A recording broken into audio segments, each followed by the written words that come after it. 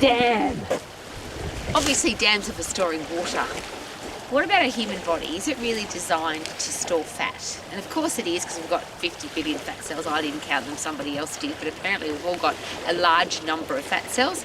How much fat is in them, however, is determined by how much we eat and how much exercise we don't do.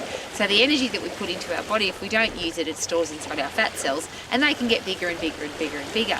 Now it's interesting with the dam, because in the South Island of New Zealand, I'm in Clyde, which is a gorgeous little country town. It's freezing cold today. We need water here, obviously. We live very close to here.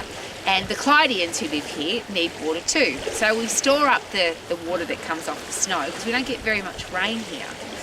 We store the water in the dam so that when we need it, it provides us with water and with electricity. All very exciting.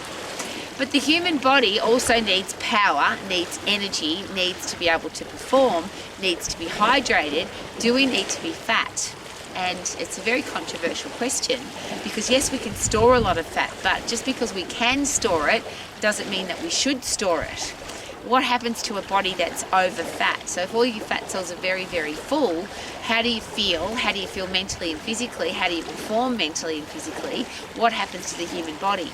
And very sadly, it seems that the more fat we have, the less we feel good about ourselves, our self-confidence goes down, and obviously we have some health challenges. Now, particularly with the fat that sits inside our internal organs, or it's called visceral fat in this area of our body. So the fat that sits between our skin and our muscle, the subcutaneous fat, we can carry a lot of that, and you could probably even be healthy carrying a lot of that. But once it starts squishing your organs together and they don't function effectively, then obviously that's a real challenge. So do we need to be a dam for fat? I don't think so. I want to be lean, I want to be healthy, I want to have a stack of energy, I want my brain to work well. So I don't want to carry excess baggage around. One of the jokes I have when I come down to the dam, because I collect rocks and I collect sticks and driftwood for my garden, but when they come out of the dam, the sticks and driftwood are much, much heavier because they're full of water, much harder to carry. And I share that with you because I don't want to be harder to carry, especially in an emergency, but I don't want to carry around excess baggage. If I take that to the next step, which is when you travel on a plane, they charge you extra for excess baggage. So do you want to have a lean, mean, I don't want to be mean, so how about, do you want to have a lean, healthy, fit, strong body that's full of energy and can go and do all the things that you need to do?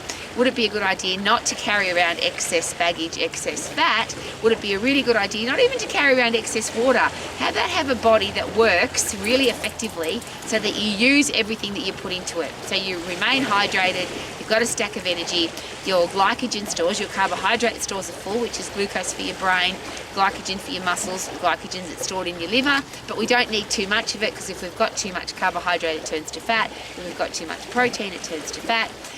You can die from drinking too much water, you can die from not drinking enough water, so it's all about the balance.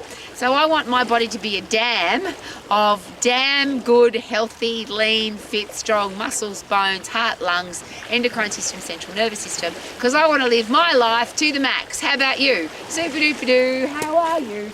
Living my life to the max at the dam. Woohoo!